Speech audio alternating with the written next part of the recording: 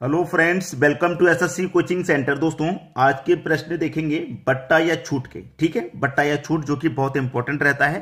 तो चलिए स्टार्ट करते हैं। पहला क्वेश्चन है, 6,000 रुपए की टीवी पर 15% बट्टा दिया जाता है, तो बताइए वस्तु का विक्रय मूल्य क्या होगा। भाई देखिए, 6,000 रुपए की टीवी है, 6,000 रुपए की छूट कितनी दी? 15% की। तो मैं 6,000 की चीज पर 15 की छूट दे देता हूं। परसेंट का मतलब बटे में 100, 2 जीरो से 2 जीरो कट गए, 15 छिक्के 90 और 1 ही जीरो। कितने की छूट दे दी? 900 रुपए की।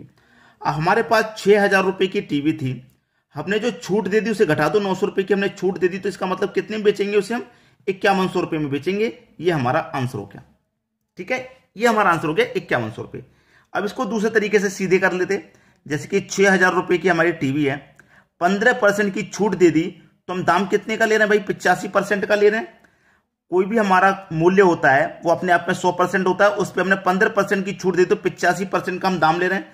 तो परसेंट का मतलब बटे में 100, 2 जीरो से 2 जीरो कटा लो, 1 जीरो ये लास्ट में आ जाएगा। 6 पच्चे 30 का जीरो, कैरी का 3, 6 48, 48 में कैरी का 3 जोड़ देंगे तो 51। डायरेक्ट ऐसे भी कर सकते थे आप, कैसे भी कर लो, 5100 आंसर आना है। आ गया समझ में? चलिए अब देखेंगे अगला क्वेश्चन। अगला क्वेश्चन है, किसी वस्तु का अंकित मूल्य 135 रुपए है और वह 118.80 रुपए में उपलब्ध है। यानी कि इतने रुपए की कीमत है उसकी, जो उस पर मूल्य पड़ा हुआ है, और इतने रुपए में वो उपलब्ध कराई जा रही है, यानी कि बेची जा रही है। बताइए उस वस्तु पर कितना और किस दर से बट्टा या छूट दिया जा रहा है। देखिए, आपके पास मार्क प्राइस कितना है? 135 रुपया, जो वस्तु पर छिपा हुआ लिखा हुआ है। ठीक है, इतना है। बेच कितने में रहे? 118.80 में, इतने में बेच रहे हैं। अब देखिएगा, 135 की चीज को इतने में बेचा जा रहा है, कितने की छूट दी जा रही है भाई? इतने की चीज को इतने में बेचा जाएगा तो कितने की छूट दी जा रही है? ध्यान से देखिएगा, 16.20 की छूट दी जा रही है। 16 रुपए 20 पैसे की छूट दी जा रही है। कितने पर दी जा रही है छूट? 135 पर दी जा रही है। और प्रतिशत के लिए क्या करेंगे? 100 से गुना। ठीक है, अब यहां से दशमलव हटा लो। दशमलव हटाएंगे तो दशमलव के बाद दो संख्या है, तो 2 जीरो इसमें लगा दो। अब 2 जीरो से सीधे सीधे यहां पे क्या हो जाएगा? 2 जीरो ये कट जाएंगे, 2 जीरो कट गए। अब 2 जीरो कट गए, 135 से डिवाइड कर दो 1620 में। क्लियर है? 135 से डिवाइड कर दो 1620 में, आपका आंसर आ जाएगा। चलिए 15 से कटाऊंगा, 15 निम्मा 135, और 15 से कटाऊंगा 15 कम 15, 1 बचेगा 12, नहीं जाएगा। चला जाएगा क्या? नहीं जाएगा भाई, 1 बचेगा 12 नहीं जाएगा, तो जीरो। कितना हो जाएगा? 120। तो 15 अट्ठे 120, यानी कि 8 बार में ये कट गया, 8 बार में कट गया। अब ये 9 से कटेगा क्या? 9 से कटाओ, 9 1 कम 9, 1 बचेगा 18, 9 दूनी 18, यानी कि 12 बार में कट गया। आपका आंसर कितना आ गया? 12%। तो जो छूट है, जो बट्टा किस दर से दिया जा रहा है भाई? 12% की दर दी जा रही है। जो दर हमसे पूछ रहा था ना, वो दर 12% की है। यही हो गया आपका आंसर। आसानी से समझ में आ गया। अब देखते हैं अगला क्वेश्चन। अगला क्वेश्चन है, एक व्यक्ति 20% बट्टा मिलने पर 480 रुपए में एक पंखा उपलब्ध होगा, तो पंखे का अंकित मूल्य बताइए। अंकित मूल्य, मार्क प्राइस, मार्क प्राइस बताना है। और मार्क प्राइस अपने आप में क्या होगा? 100%, यानी कि 100% का मान हमको बताना है। ठीक है, एक व्यक्ति 20% बट्टा मिलने पर, यानी कि 100% की चीज पर 20% की छूट मिल रही है, तो कितने में मिल रही है उसको? वो वस्तु 80% में मिल रही है, 80% मिल रही है।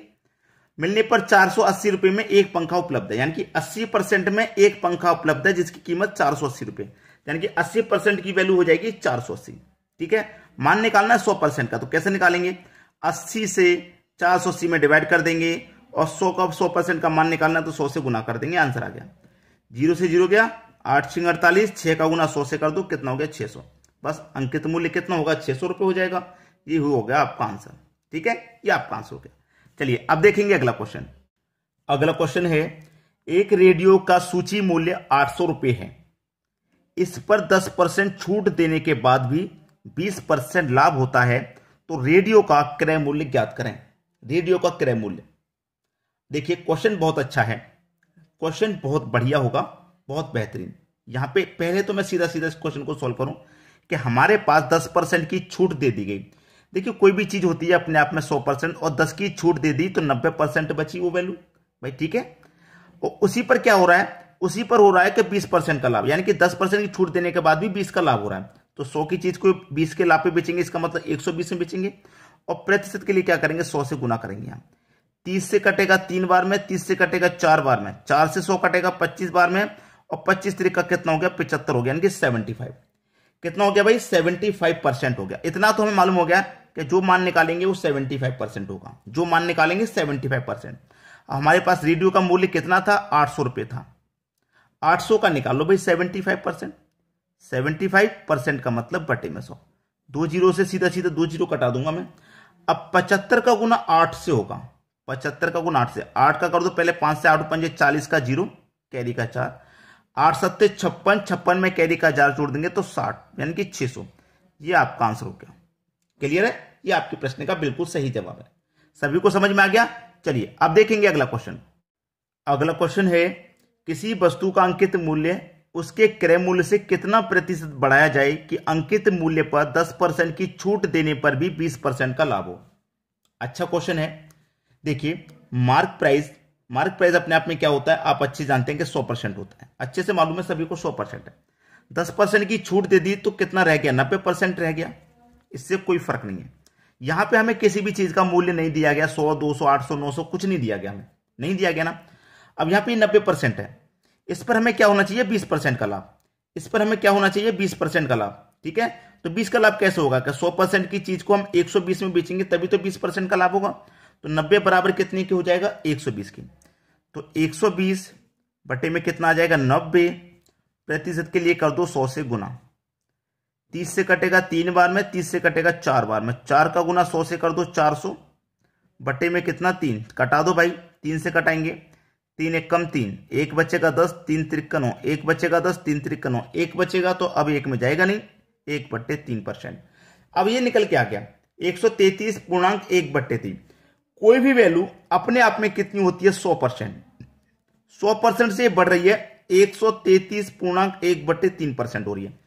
100 से हो रही है 133, तो कितनी बढ़ गई भाई, 33.1/3% ही तो बढ़ रही है। आपसे यही तो कह रहा था कि अंकित मूल्य उसके क्रय मूल्य से कितना प्रतिशत बढ़ाया जाए। कितना बढ़ाएंगे भाई, 33.1/3% बढ़ाएंगे, तब जाकर के 10% की छूट पर भी 20% का लाभ होगा।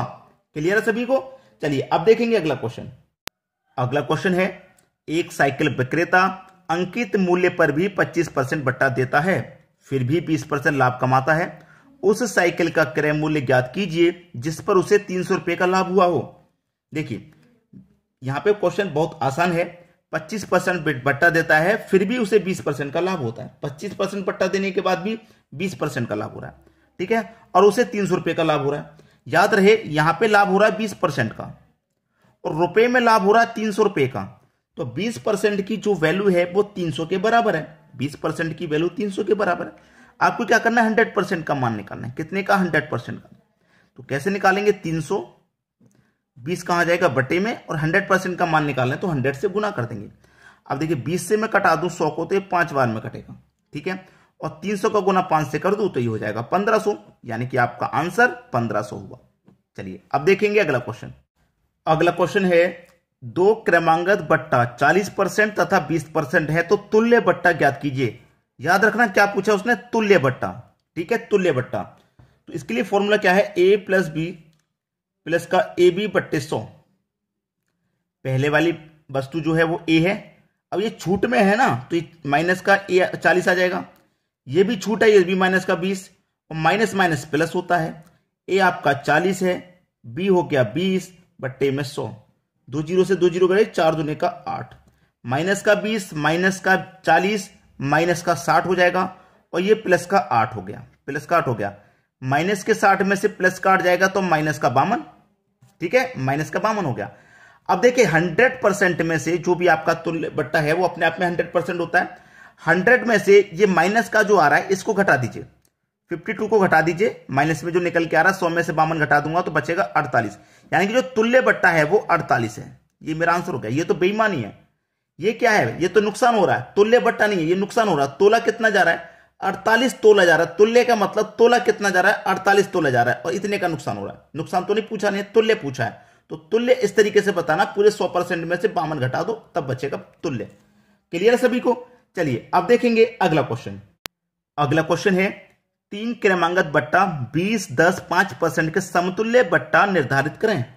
दोस्तों ये जो प्रश्न है ये आपके लिए होमवर्क है।